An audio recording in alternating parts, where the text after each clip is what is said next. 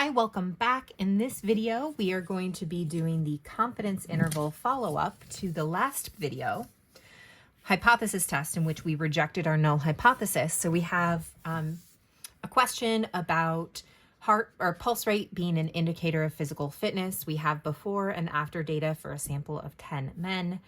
And in our last video, we found that we can reject our null hypothesis, that the true difference in pulse rate is 0. And we rejected it with a right tail test, which indicated that the true pulse rate is lower after this exercise program than before.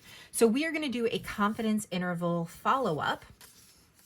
And so for a confidence interval, we have the best estimate plus or minus a margin of error.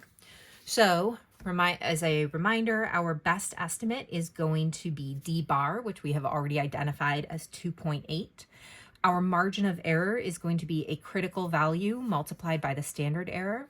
We have already calculated our standard error to be 0.8, and we have a T star value that we are going to calculate either using our table or our calculator. So I will show you both of those ways, and we will have degrees of freedom n minus 1.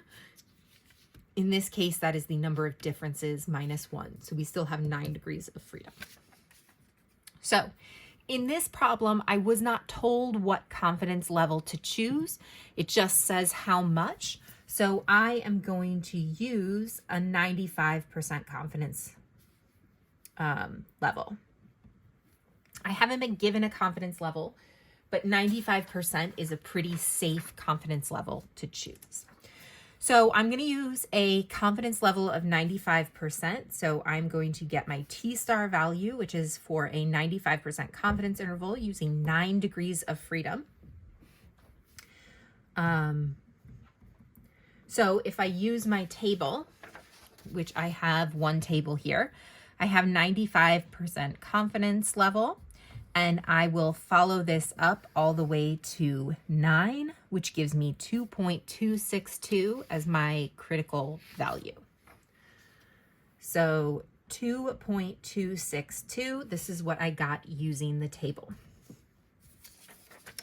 If I want to use my calculator, I need to do second vars to pull up my distributions.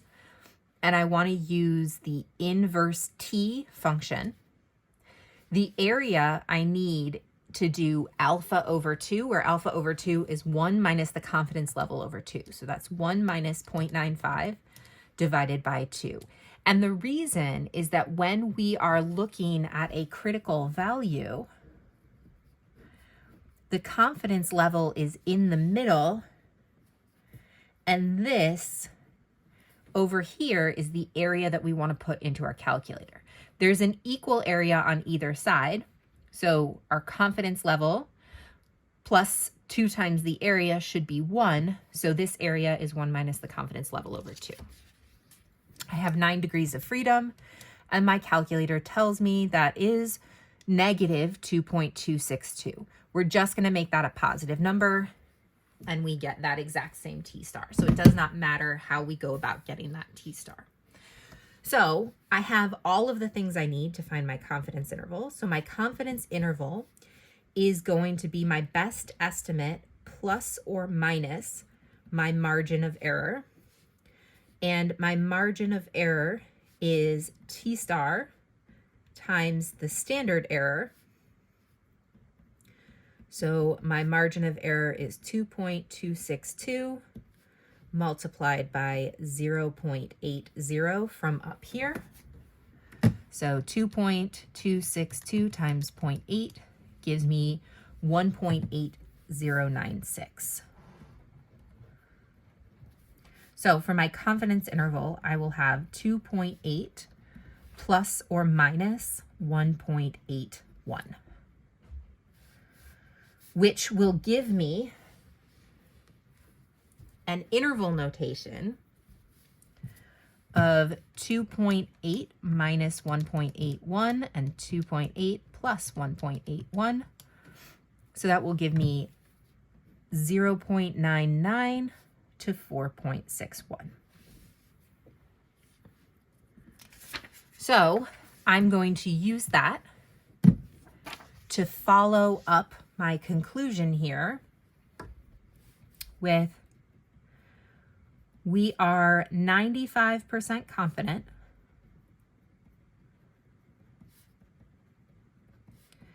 that the true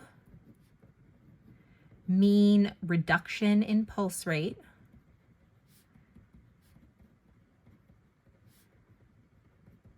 after the program